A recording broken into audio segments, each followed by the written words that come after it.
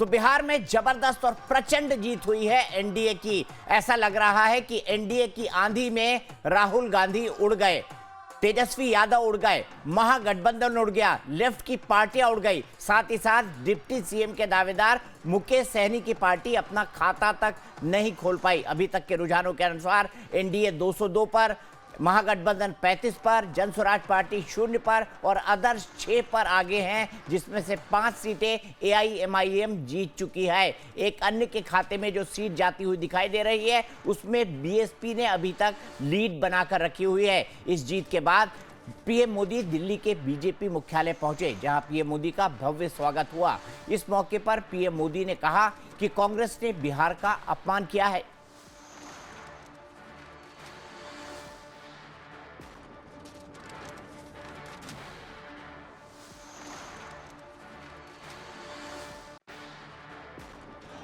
हमारी सरकार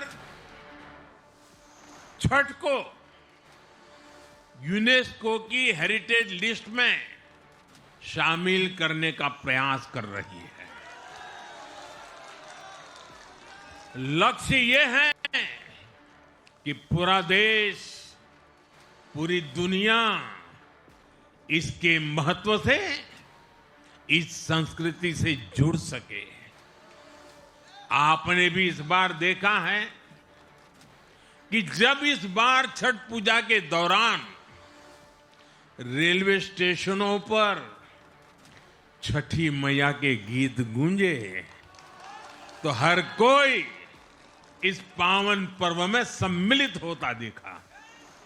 साथियों, आज सिर्फ एनडीए की विजय ही नहीं हुई है, ये लोकतंत्र की भी विजय है। भारत के लोकतंत्र पर भरोसा करने वालों की भी विजय है। इस चुनाव ने भारत के चुनाव आयोग पर जनता के विश्वास को और मजबूत किया है। बीते कुछ सालों से लगातार भारी मतदान होना, वंचितों, शोषितों द्वारा ज्यादा से ज्यादा मतदान करना, ये चुनाव आयोग की बहुत बड़ी सिद्धि है।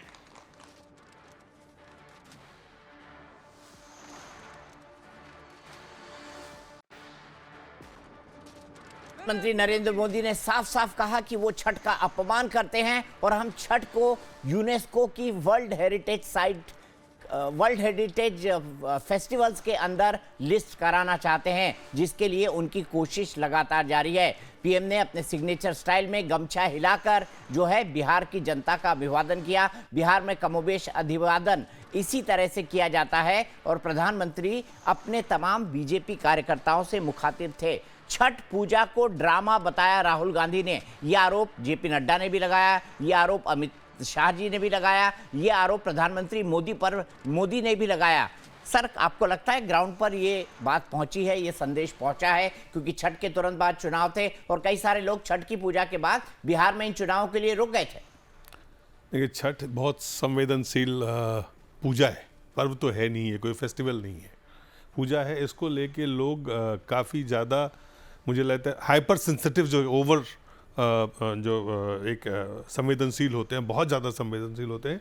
और प्रधानमंत्री, भारतीय जनता पार्टी के नेता को ये फीडबैक ज़रूर मिला होगा और उस फीडबैक को लेके मुझे लगता है उसी के कारण प्रधानमंत्री हमलावर थे, हमलावर हैं। और मुझे लगता है यहाँ ये ख़त्म नहीं होगा, वो हमलावर कांग्रेस पे इस चीज़ को लेके रहेंगे। जब भी बिहार की सियासत होगी तो वो लोगों को याद दिलाएंगे कि देखिए, यही वो पार्टी है जिसने छठ जैसे पवित्र पर्व को, पूजा को कलंकित किया। वो कहा उन्होंने कि ड्रामा है। हालांकि आप भी जानते हैं वो राहुल गांधी की उस बात को, और सब लोग जानते हैं, लेकिन नैरेटिव जो बिल्ड करना होता है वो एक अलग तरीके से होता है। उस नैरेटिव को बिल्ड करने में मुझे लगता है कि प्रधानमंत्री के साथ जो उनके तमाम टीम है, उन्होंने इस बाबत कांग्रेस को घेरा। और कांग्रेस को मुझे लगता है कई बार बोलते हुए जो राजनेता होते हैं उनको इन चीज़ों का ध्यान रखना पड़ता है कि किस बिल्कुल चीज़ का ध्यान आप दे रखना रहे हैं। पड़ता है और बहुत और महत्वपूर्ण वहाँ पे चीज़ें जो हैं ये। एक छोटी सी गलती जो है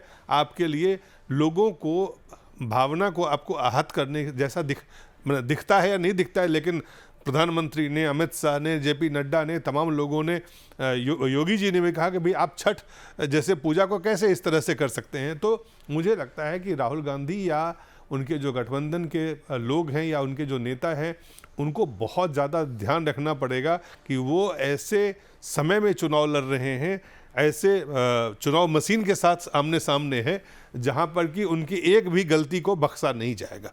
यूसुफ अंसारी, राहुल गांधी गलती कर गए। यूसुफ, आप तो इतने नजदीक से कांग्रेस को कवर करते रहे हैं, ये राहुल गांधी क्या फेनोमेनन है? आपके टाइम पे तो आ गए थे मेरे ख्याल से। वो अनम्यूट कर लीजिए।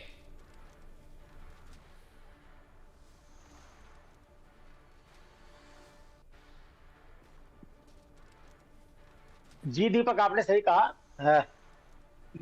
मैं उन पत्रकारों में से हूँ, चुनिंदा पत्रकारों में से, जिन्होंने राहुल गांधी को पहले दिन से 28 मार्च 2004 को, जब उत्तर प्रदेश के चिंचौली गांव से उन्होंने अपना कैंपेन शुरू किया था, उस वक्त मैंने पूरा कवर किया था। रायबरेली, अमेठी, सुल्तानपुर, 2 महीने लगभग मैं वहां रहा था।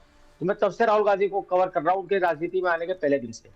मुझे लगता है राहुल गांधी गलती नहीं कर रहे हैं, गलती पर गलती लगातार कर रहे हैं और किसी गलती से भी सबक सीखने को वो तैयार नहीं है, या उनके आसपास के जो लोगों का घेरा है, जो कोकस बना हुआ है, जिसमें वो दूसरे लोगों की एंट्री नहीं होने देना चाहते हैं, वो लोग नहीं चाहते कि राहुल गांधी जमीनी सच्चाई को समझे।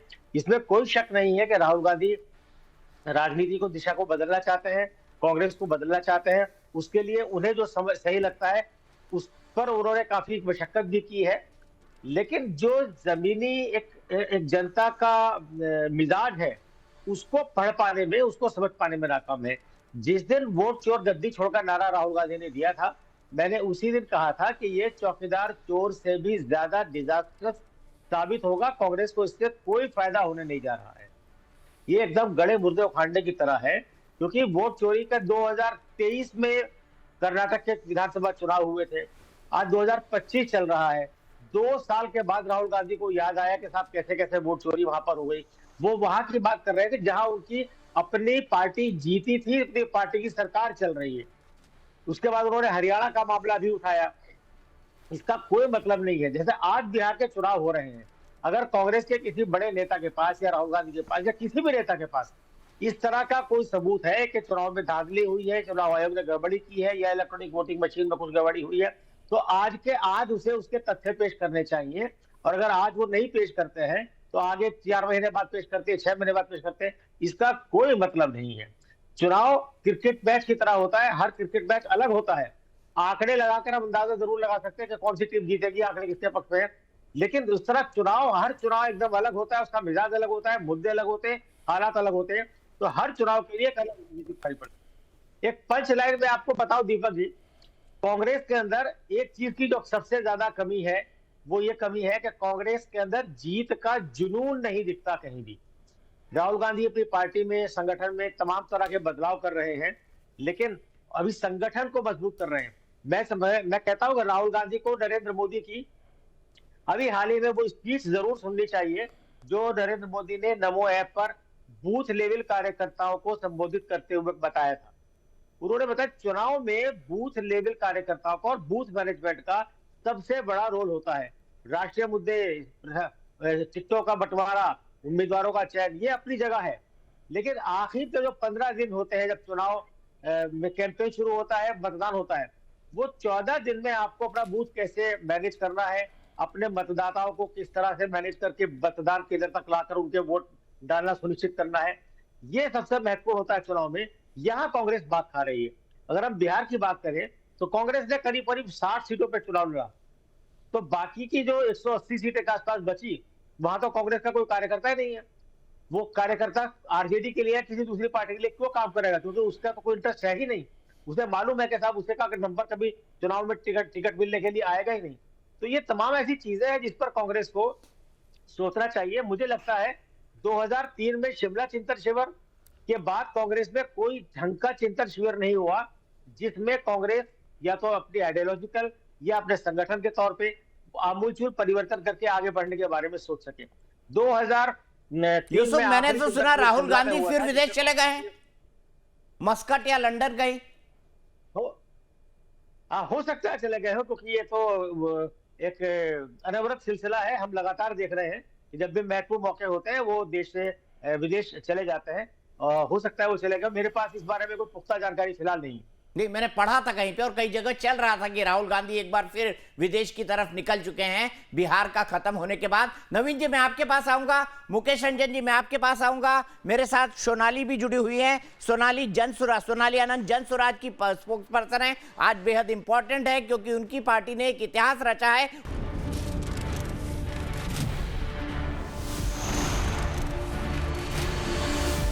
तो हम बात कर रहे हैं प्रधानमंत्री मोदी के भाषण पे। प्रधानमंत्री मोदी ने अपने भाषण में कई बड़ी बातें बोली हैं। उन्होंने कांग्रेस पर निशाना साधा है, जंगल राज पर निशाना साधा है, लालू परिवार पर निशाना साधा है और ये कहा है कि कांग्रेस पार्टी अब एमएमसी पार्टी बन गई है, यानी मुस्लिम माओवादी कांग्रेस, मुस्लिम माओवादी कांग्रेस बन गई है। इस पर भी बात करेंगे। मेरे साथ कौन कौन जुड़े हुए हैं? मेरे साथ मेरे editor in chief Dilip Kumar Singh जुड़े हुए हैं। मेरे साथ वरिष्ठ पत्रकार के तौर पर यूसुफ अंसारी जुड़े हुए हैं। मेरे पास वरिष्ठ पत्रकार के तौर पर मुकेश रंजन जी जुड़े हुए हैं, नवीन उपाध्याय जी जुड़े हुए हैं और साथ ही साथ जन सुराज की सोनाली है। सोनाली, थोड़ा इंतजार करिएगा, 8:30 में मैं आपके पास आऊंगा। लेकिन उससे पहले मैं नवीन जी आपसे समझना चाहूंगा, प्रधानमंत्री ने आज जो बातें कही और जिस तरह से उन्होंने कांग्रेस पार्टी को एमएमसी यानी मुस्लिम माओवादी कांग्रेस कहा, यह उनका एक बेहद कड़ा हमला था कांग्रेस पर। ये देखिए, नेचुरल है। आई थिंक कांग्रेस को बीजेपी मानती है अपना मेन प्रतिद्वंदी राष्ट्रीय स्तर पर।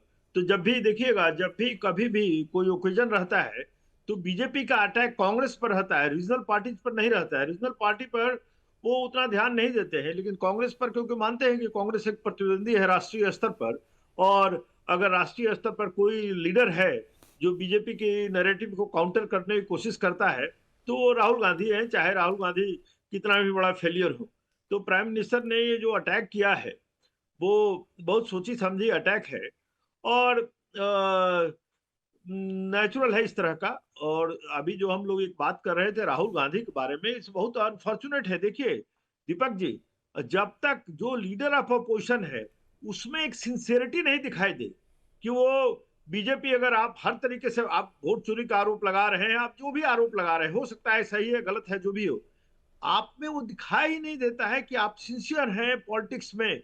आप इलेक्शन के पहले 15 दिन आप चले जाते हैं कोलंबिया में, क्या उसका पर्पस था? आपने सेम चीज किया था हरियाणा इलेक्शन के पहले 6 सितंबर को, 8 सितंबर को यू चले गए थे यूएस से, और उसके बाद 26 सितंबर को बाद में उनका 20 दिन के बाद वो हरियाणा में गए, जब पीक ऑफ द इलेक्शन के दौरान वो गायब रहे।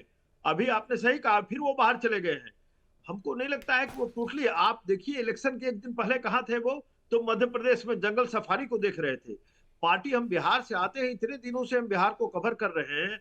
आप नॉर्मल सिचुएशन में सदाकत आश्रम में जाइएगा तो एक आदमी नहीं मिलेगा वहां पर।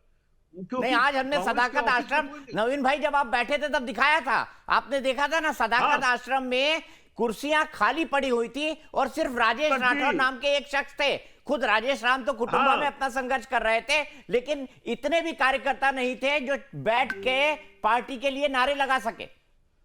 एक भी कार्यकर्ता वहां पर दिखाई नहीं दे रहा था। ये तो इलेक्शन के दौरान की बात है। आप इलेक्शन के अगर हट जाए तो कोई नहीं मिलेगा। हम बहुत लोग नाम नहीं लेना चाहते हैं जो बीजेपी के डिस्ट्रिक्ट के प्रेसिडेंट, कांग्रेस के डिस्ट्रिक्ट प्रेसिडेंट है, जनरल सेक्रेटरी हैं, उनसे मेरे अच्छे संबंध है, उनके साथ हम लोग उठते बैठते खाते पीते हैं। उन लोगों की क्या दयनीय स्थिति है वो हमसे बहुत कम लोग जानेंगे। जितना कांग्रेस को हम करीब से बिहार में देखे हैं तो कोई इंफ्रास्ट्रक्चर नहीं है, कोई ऑर्गेनाइजेशन नहीं है। ऐसी स्थिति में ये एक्सपेक्ट करना कि कोई मिरेकल कांग्रेस कर लेती और राहुल गांधी कर लेते, ये पॉसिबल था। फिर भी एक चीज हम जरूर कहना चाहेंगे कि ये इलेक्शन जो है मेरे लिए भी मिस्ट्री है आउटकम। क्योंकि बिहार, अगर देखिएगा दीपक जी, 1 मिनट समय लेंगे तो बिहार में एनसीआरबी का डेटा लीजिएगा तो 1000 क्राइम पर डे हो रहे हैं, 952। बिहार जो है अनएम्प्लॉयमेंट में डबल डिजिट इंडेक्स में है। हर पैमाने पर बिहार काफी पिछड़ा हुआ है। 10 साल में बिहार में क्राइम काफी बढ़ गया है। शिक्षा और हेल्थ का इंडेक्स जो है वो बहुत पुअर है। ये हमको समझ में नहीं आ रहा है कि suddenly what has happened in Bihar कि इतना प्रो इनकम्बेंसी सुनामी आ गया। इसका कारण हमको नहीं समझ में आ रहा है। दिलीप जी बहुत ट्रैवल किए थे और दिलीप जी भी यही बात वो बार बार कह रहे थे कि इस तरह का वो भी रिजल्ट एक्सपेक्ट नहीं कर रहे थे। तो ये एनालाइज करने का विषय होगा कि इतना बड़ा आउटपोरिंग ऑफ सपोर्ट क्यों आ गया बीजेपी के लिए। ये आई थिंक पॉलिटिकल पंडित्स और सपोर्ट के सारे पीछे जर्नलिस्टों को जो सबसे बड़ा कारण है, मुझे ऐसा लगता है कि इस सपोर्ट के पीछे जो सबसे बड़ा कारण है वो महागठबंधन का बिखरा हुआ चुनाव लड़ना है। उनका इलेक्शन मैनेजमेंट बहुत खराब था, उनकी आपस में फ्रेंडली फाइट हुई, उनमें आपस में किसी तरह का कोऑर्डिनेशन नहीं था जिस कोऑर्डिनेशन के साथ एक गठबंधन को काम करना चाहिए था। लेकिन दूसरी तरफ बीजेपी ने बिग ब्रदर की भूमिका निभाते हुए एक इस तरीके से वहां पर चुनाव लड़ा। अगर छोटी सी छोटी कंप्लेन भी थी, जैसे उपेंद्र कुशवाहा की कंप्लेन थी कि उन्हें 6 सीटें दी जा रही है, 1 सीट वो अपनी पत्नी के लिए और चाहते थे और एक एक्स्ट्रा सीट चाहते थे, लेकिन उपेंद्र कुशवाहा की उस नाराजगी के बाद खुद अमित शाह ने उनसे बुलाकर बात की। यहां तो राहुल गांधी कहां थे किसी को पता ही नहीं था। इनफैक्ट जब अपनी IRCTC घोटाले वाले मामले में सुनवाई के लिए जब तेजस्वी यादव आए थे, तब राहुल गांधी जो है उन्होंने उनसे मिलने से इनकार कर दिया था एक तरीके से, और वो केसी वेणुगोपाल से मिले थे। चलिए देखते हैं विजय सिन्हा क्या कह रहे हैं, उसके बाद आगे चलेंगे। आगे भी ये हम इस अपने कर्म से इनको लज्जित नहीं होने देंगे।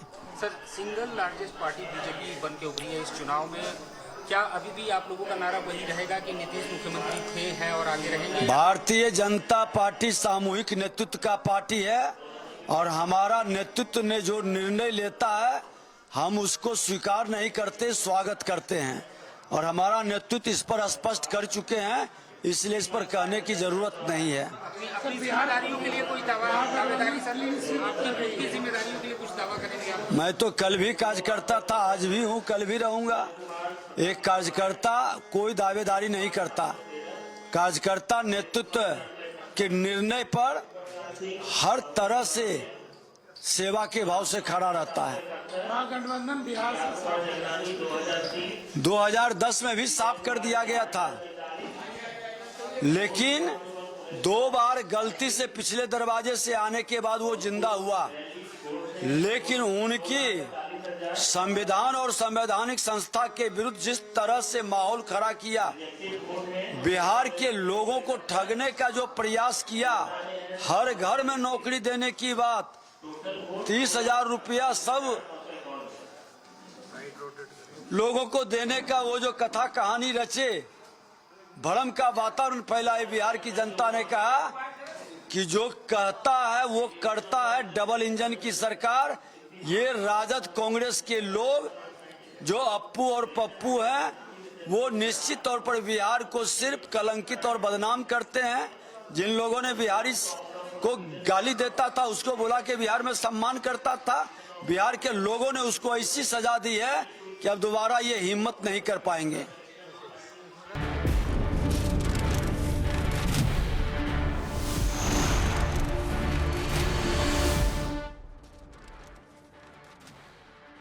तो बिहार में एनडीए के लिए जश्न का समय है। पीएम मोदी और नीतीश कुमार की आंधी में एक बार फिर से विपक्ष उड़ गया है।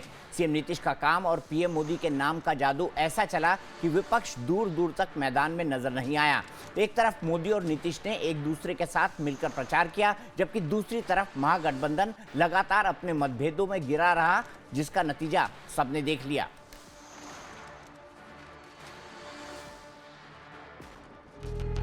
बिहार में विधानसभा चुनावों के नतीजों ने साबित कर दिया है कि नीतीश का काम और पीएम मोदी का नाम विपक्ष के हर दांव पर भारी है। लगभग 2 दशकों से बिहार की सियासत में नीतीश कुमार का कोई विकल्प नहीं।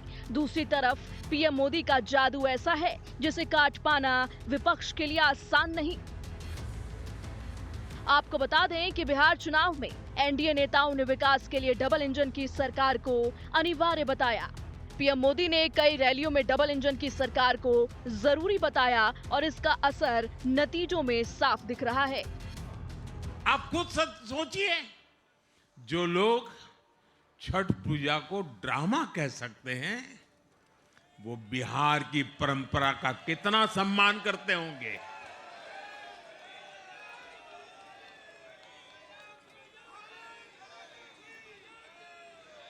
और इनकी हेकड़ी देखिए साथियों, छठी मैया से कांग्रेस आरजेडी ने आज तक माफी नहीं मांगी और बिहार के लोग ये कभी नहीं भूलेंगे। साथियों, बिहार की आन बान शान ये हमारी प्राथमिकता है। दूसरी तरफ नीतीश कुमार ने एक बार फिर से साबित कर दिया कि उन्हें सियासत का सबसे मंझा हुआ खिलाड़ी क्यों माना जाता है। वैसे तो ये जीत एनडीए की है, लेकिन इस जीत ने साबित कर दिया है कि बिहार की सियासत में असली टाइगर कौन है। पटना में लगे पोस्टरों ने सियासी बहस जरूर छेड़ी, लेकिन नतीजों ने सबकी बोलती बंद कर दी। चुनावों के नतीजों ने साबित कर दिया कि विपक्ष जिसे सबसे कमजोर कड़ी मान रहा था, वो एनडीए की सबसे बड़ी ताकत है। चुनाव से पहले तेजस्वी यादव और विपक्ष ने सीधे नीतीश कुमार और उनकी खराब सेहत पर निशाना साधा था। देखिए, हमारे चाचा जी का उम्र हो चुका है, हमको पूरा सम्मान है, लेकिन अब हमारी चाचा जी की स्थिति अगर आप लोग देखते होंगे तो आपको लगता है कि अब वो 14 करोड़ बिहार वासियों को संभालने लायक है। अब वो संभाल नहीं सकते। चाचा जी को तो हाईजैक भाजपा के लोगों ने कर लिया। अब सरकार जो है नरेंद्र मोदी जी और अमित शाह जी चला रहे हैं कि नहीं चला रहे। अब चाचा को कुछ याद नहीं रहता, कभी भी कुछ भी कर देते हैं। विपक्ष के आरोपों पर जनता ने अपना फैसला सुना दिया है। ऐसे में सवाल ये है कि वो कौन सा फैक्टर है जिसने इस बार आरजेडी सहित विपक्ष का सूपड़ा ही साफ कर दिया। जवाब है लालू के एमवाई के खिलाफ नीतीश का एमवाई, यानी महिला और युवा। नीतीश सरकार ने शुरू से ही महिला और युवाओं को केंद्र में रखकर कई ऐलान किए। मुख्यमंत्री महिला रोजगार योजना, जीविका दीदी योजना, स्टूडेंट क्रेडिट कार्ड पर ब्याज माफ करना, 1 करोड़ युवाओं को नौकरी का वादा, बुजुर्ग पेंशन 400 से बढ़ाकर 1100 रुपए करना, 125 यूनिट मुफ्त बिजली और विकास कार्यों को तेजी से पूरा करना।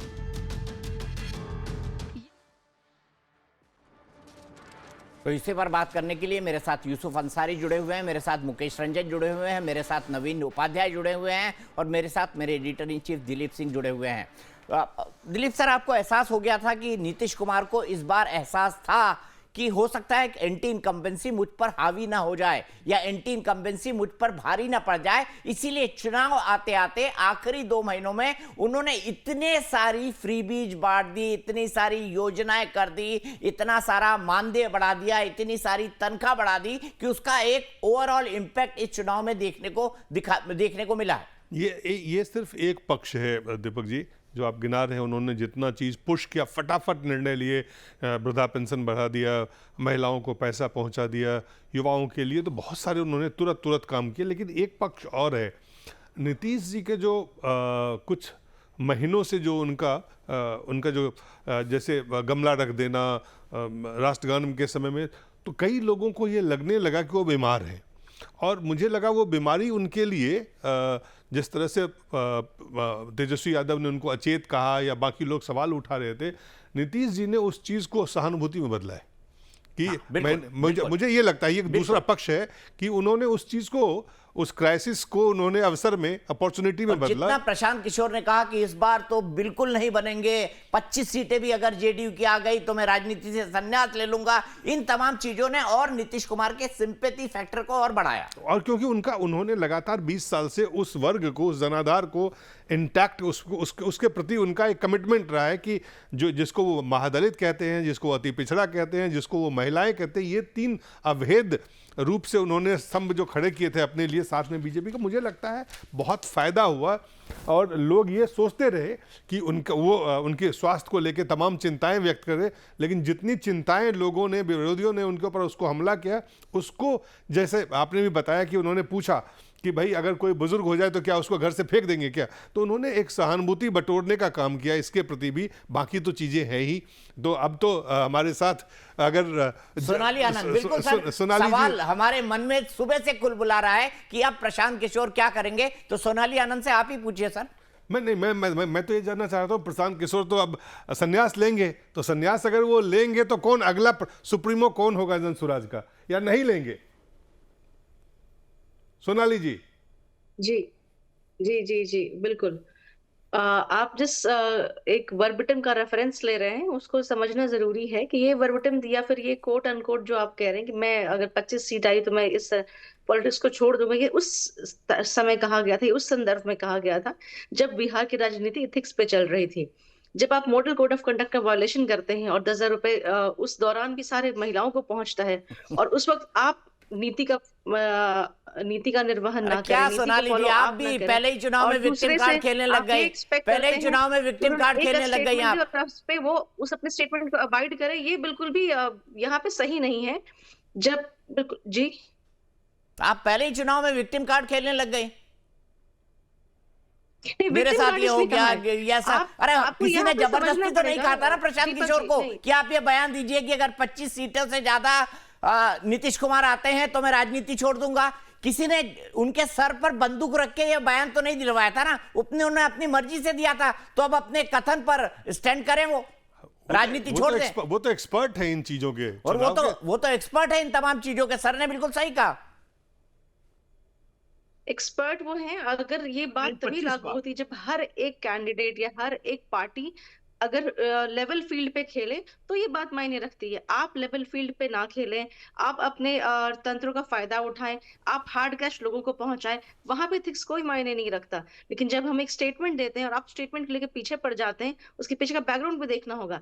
आप वहां पे सरकार से सवाल नहीं पूछते जब कोड ऑफ कंडक्ट में पैसे भर भर के हर जनता को पहुंचाया गया, लेकिन आप हमसे ये सवाल पूछ रहे हैं कि हमने ये स्टेटमेंट दिया था, अब हम उस पर क्या करने वाले हैं। ये बड़ा ही ताज्जुब का विषय है।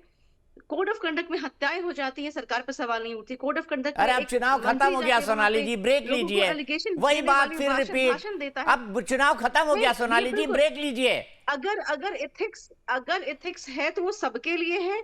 और यहाँ बस रही बात स्टेटमेंट मतलब पलटी, नीतीश कुमार को पलटी मार कहने वाले प्रशांत किशोर जी अपने बयान से पलटी मार जाएंगे। स्टेटमेंट को नहीं माना कोई बहुत बड़ी बात नहीं है। अगर आपके प्रतिद्वंदी एथिक्स को फॉलो नहीं कर रहे हैं तो एथिक्स सबके लिए है, सिर्फ जनसुराज के लिए नहीं है। और एथिक्स सबके लिए है, जनसुराज के लिए नहीं है। आप हमसे जुड़ी इसके लिए बहुत बहुत शुक्रिया। लेकिन आप ही लोग नीतीश कुमार को पलटू राम कहते थे, पलटीबाज कहते थे, लेकिन अपने खुद के बयान पर अब प्रशांत किशोर भी पलटी मारते हुए नजर आ रहे हैं, ऐसा दिखाई पड़ रहा है सोनाली आनंद जी के बयानों से। मुझे बड़ी दिलचस्पी है कि जिस प्रशांत किशोर ने सबसे ज्यादा प्रेस कॉन्फ्रेंस और सबसे ज्यादा मीडिया इंटरेक्शंस और इंटरव्यू करे, आज वो इतने बड़े दिन पर मीडिया से बिल्कुल गायब हैं, बिल्कुल मीडिया के सामने आ ही नहीं रहे हैं। लेकिन हाँ सर, मैं अब आपके सामने वो खबर रखने वाला हूं जो आपने खुद ने मुझे बताई थी। शक्ति यादव का वो ट्वीट मैंने नहीं देखा था। शक्ति यादव के उस ट्वीट के कई संदर्भ हैं, क्योंकि उन्होंने इलेक्शन को मैनेजमेंट कहा था। वो ये कह रहे हैं कि अब ये गुजराती जो हैं, जो पटना में थे, वो लखनऊ में होंगे और फिर कोलकाता में होंगे। बड़ा हार्ड हिटिंग उनका स्टेटमेंट है। ये क्या इशारा करता है? क्या तेजस्वी भी कहने वाले हैं कि इलेक्शन का मैनेजमेंट हुआ है? सुनिए शक्ति यादव ने क्या किया, भूलिए मत। शक्ति यादव आरजेडी के मीडिया इंचार्ज है। मैनेजमेंट का ये परिणाम है। ईवीएम की सुनामी इसी रूप में आई है और कई लोगों का स्ट्राइक रेट, जिनका कैंडिडेट और कई तरह के चयन में सब चीजों को लोगों ने देखा है। बिहार का क्या होगा भैया? 2,90,00,000 बिहारी जो बाहर में काम करते हैं, मजदूरी करते हैं, उनके मन में सपना था कि बिहार का बेटा बिहार में काम करेगा, बिहार में बदलाव जब होगा। कहीं जमीन पर थी ही नहीं एनडीए, न गली में थी, न गांव में थी, न टोला में था, न कूचा में था, न सड़कों पे था। ये था कहां? बावजूद भी परिणाम इस रूप में। तो इस मशीनरी के खेल को हर कोई समझता है। तो सबसे बड़ी बात है, शक्ति यादव मीडिया के इंचार्ज हैं, तो ये पहला ऑफिशियल रिएक्शन है। और पहला ऑफिशियल रिएक्शन जो आरजेडी की तरफ से आया है वो टकराव वाला आया है। उन्होंने इस ये जो पूरा का पूरा मतगणना हुई है और जो जनादेश आया है उसको एक्सेप्ट नहीं किया। वो एक्सेप्ट तो कर रहे हैं, एक्सेप्ट नहीं किया, और वो ये कह रहे हैं कि न जमीन पर थी एनडीए, न गली में थी, न टोले में थी, न गांव के अंदर थी, फिर जीत कैसे गई। उनका ये कहना है कि ये इलेक्शन मैनेजमेंट के आधार पर हुआ है। सबसे पहले मुकेश रंजन जी के पास चलता हूं सर, फिर मैं आपके पास आऊंगा। मुकेश रंजन जी बताइए, शक्ति यादव के इस बयान का मतलब क्या है?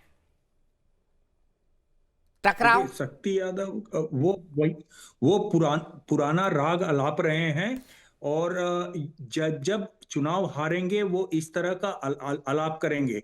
ये जो मैनेजमेंट की बात करते हैं, तो चुनाव में मैनेजमेंट जिस कॉन्टेक्स्ट में वो कह रहे हैं उस कॉन्टेक्स्ट में नहीं। आपको बूथ लेवल पे अपना कार्यकर्ता होना चाहिए। यदि ये पूरा मैनेज किया गया है तो फिर जितनी पारदर्शिता से सारी चीजें हुई हैं, तो जिस वक्त वोटिंग हो रहा था तब क्यों नहीं ऑब्जेक्शन रेज किया? जब काउंटिंग हो रहा था तो आपके एजेंट वहां बैठे हुए थे, तब क्यों नहीं? यदि ये मैनेजमेंट है तो आप कैसे पॉलिटिकल कार्यकर्ता हैं कि आप उस मैनेजमेंट के, चूंकि प्रोसेस में आप भी पार्टिसिपेट कर रहे हो भाई। जब आप पार्टिसिपेट कर रहे हो तो इस तरह से जनादेश का अपमान नहीं करना चाहिए।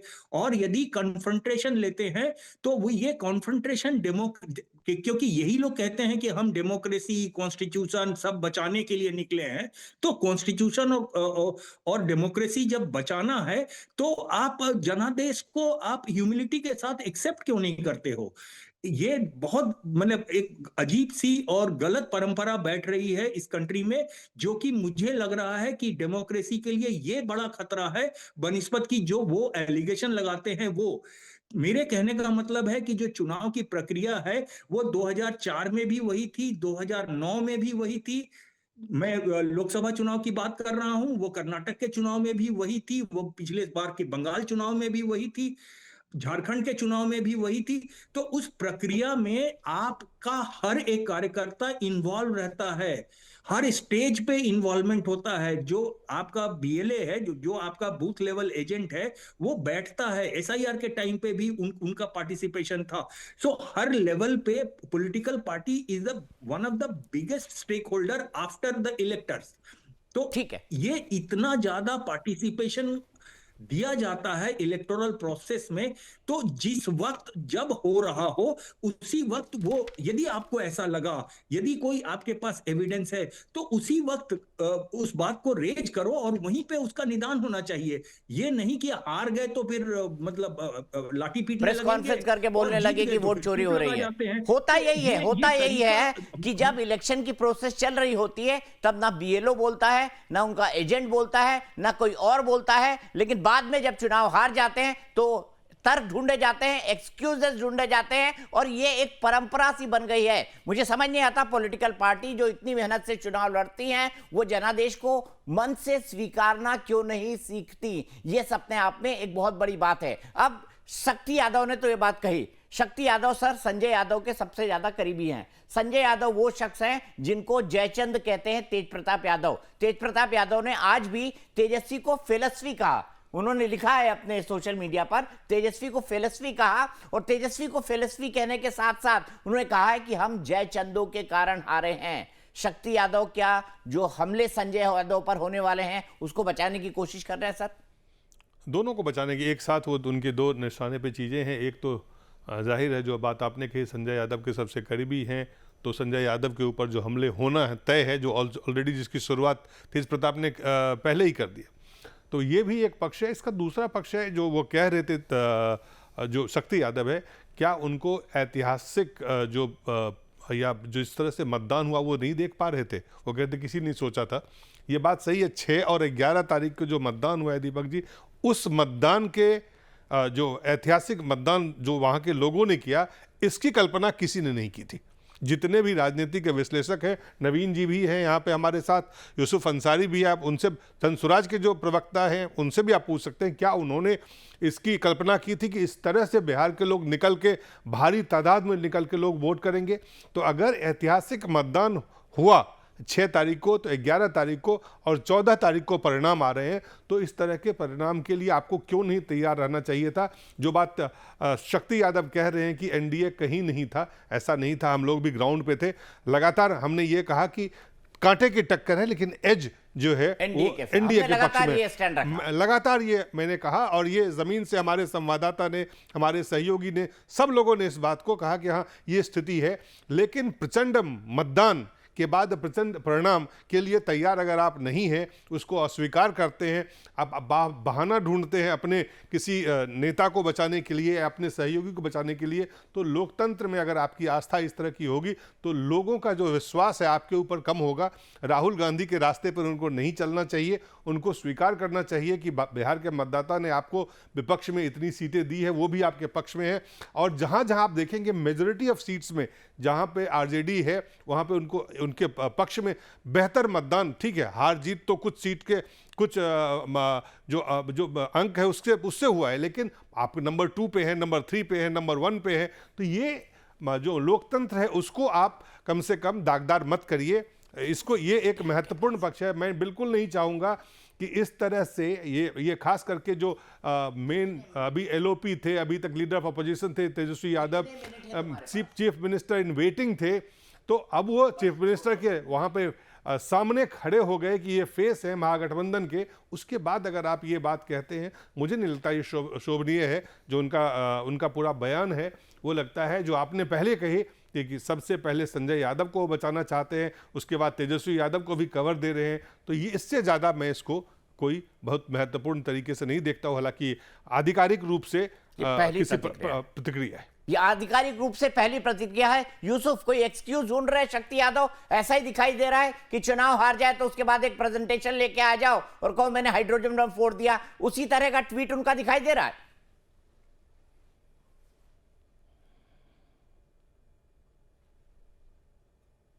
म्यूट है यूसुफ आप।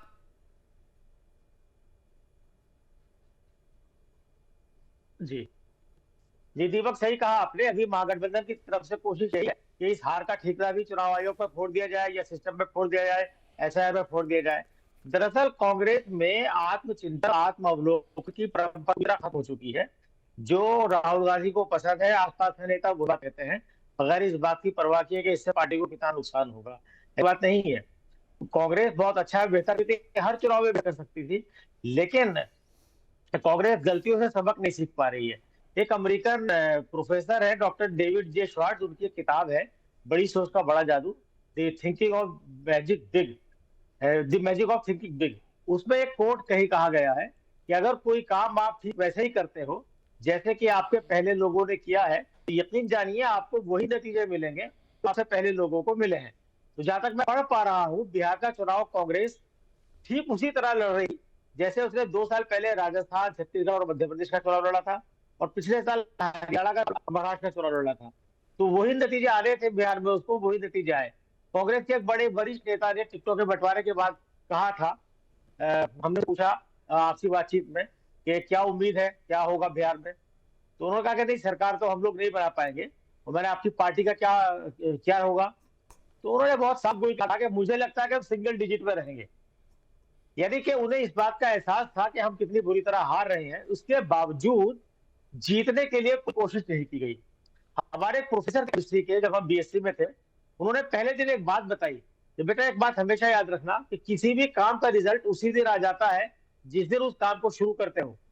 हम लोग बड़े चौके के कैसे है, उन्होंने कहा कि जैसे तुमने बीएससी फर्स्ट ईयर में एडमिशन ले लिया तो तुम्हारा एडमिशन लेते ही तुम्हारा फेल होना तय है, तुम्हें मेहनत पास होने के लिए करनी है, कुछ भी नहीं करोगे तो मेहनत तो तुम फेल तो हो ही जाओगे। कोई आदमी बिजनेस शुरू करता है तो बिजनेस की अगर वो उसूलों को नहीं अपनाएगा, स्ट्रेटेजी नहीं बनाएगा, तो उसका नाकाम होना तय है। इसी तरह चुनाव में हार तय है, कोशिश जीतने के लिए होती है, और वो कोशिश होनी चाहिए के लिए वो कहीं दिखती नहीं है। कांग्रेस में ये परंपरा हो गई है, किसी राज्य में विधानसभा का चुनाव है तो विधानसभा के चुनाव से ठीक पहले वहां का इंचार्ज चेंज कर दिया जाएगा। कई बार वो फॉर्मूला सक्सेसफुल होता है, कई बार फॉर्मूला सक्सेसफुल नहीं होता है। झारखंड में इंचार्ज चेंज किया गया चुनाव से पहले, उनको प्रदेश अध्यक्ष बदला गया, इंचार्ज बदला गया। इसी तरह बिहार में इंचार्ज बदला गया, प्रदेश अध्यक्ष बदला गया, फॉर्मूला काम नहीं किया। झारखंड का चुनाव जीत गए थे लेकिन यह चुनाव नहीं जीते। हर चुनाव के बाद कांग्रेस में, विधानसभा चुनाव के बाद कांग्रेस के प्रदेश अध्यक्ष, सीएलपी लीडर, वहां के प्रभारी और जो संगठन के महासचिव है, उन पर करोड़ों रुपए की हेराफेरी का आरोप लगता है, टिकट बेचने के आरोप लगते हैं। लेकिन कांग्रेस आला कमान किसी ने अब कभी भी जांच नहीं कराई है। पिछले करीब 30 साल से मैं कांग्रेस को कवर कर रहा हूं और मेरे पास कई ऐसी केस स्टडीज हैं जिसमें लोगों ने पैसा टिकट पाने के लिए बड़े नेताओं को मोटी रकम दी और उनका टिकट नहीं हो पाया।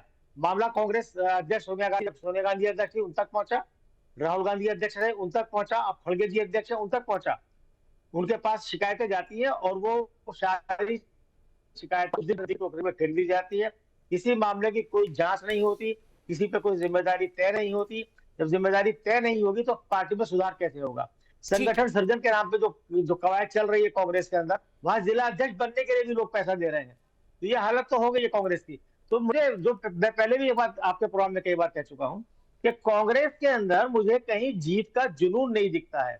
चाहे वो उदयपुर में जो कांग्रेस का महाधिवेशन हुआ था, उससे पहले अहमदाबाद में हुआ, यहाँ कुछ कांग्रेस फैसले करती है कि हम संगठन में 1% महिलाओं को हिस्सेदारी देंगे, युवाओं को रखेंगे, ओबीसी को रखेंगे, दलितों को यहीं पर रुकते हैं। मैं एक फटाफट चलते मुझे अभी एक ट्वीट मिला है, वो ट्वीट भी मैं पढ़ के सुना देता हूँ। यूसुफ, यही पे रुकते हैं। ये राम कहानी राहुल गांधी की इसी तरह चलती रहेगी और इस राम कहानी को हम इसी तरह से लगातार डिस्कस भी करते रहेंगे। सर ने अभी मुझे ट्वीट आगे बढ़ाया है, नीतीश कुमार का ट्वीट है, उनका पहला रिएक्शन आ चुका है। उन्होंने कहा है, बिहार विधानसभा चुनाव 2025 में राज्यवासियों ने हमें भारी बहुमत देकर हमारी सरकार के प्रति विश्वास जताया है। इसके लिए राज्य के सभी सम्मानित मतदाताओं को मेरा नमन, हृदय से आभार एवं धन्यवाद। आदरणीय प्रधानमंत्री श्री नरेंद्र मोदी जी को उनसे मिले सहयोग के लिए उनका नमन करते हुए हृदय से आभार एवं धन्यवाद। एनडीए गठबंधन ने इस चुनाव में पूरी एकजुटता दिखाते हुए भारी बहुमत हासिल किया है। इस भारी जीत के लिए एनडीए गठबंधन के सभी साथियों श्री चिराग पासवान जी, श्री जीतन मांझी जी, श्री उपेंद्र कुशवाहा जी को धन्यवाद एवं आभार। आप सबके सहयोग से बिहार और आगे बढ़ेगा तथा बिहार देश के सबसे ज़्यादा विकसित राज्यों की श्रेणी में आएगा। और इसको उन्होंने टैग भी किया है, उपेंद्र कुशवाहा को टैग किया है, चिराग पासवान को टैग किया है, जीतन राम मांझी को टैग किया है और प्रधानमंत्री नरेंद्र मोदी को टैग किया है। तो पहली प्रतिक्रिया नीतीश कुमार की भी आ चुकी है। तो आज का जो चक्र है वो पूरा हो चुका है। सुबह से मैं भी बैठा हूँ, दिलीप सर भी बैठे हुए हैं। अब आपसे इजाज़त लेने का वक्त है। आपको पता है, खबर ठोक के मैं सोमवार से शुक्रवार रोजाना रात 8 बजे मैं आपसे मिलता हूं यहीं, आपको पता है, लाइव टाइम्स पर। आज के लिए शुभ रात्रि।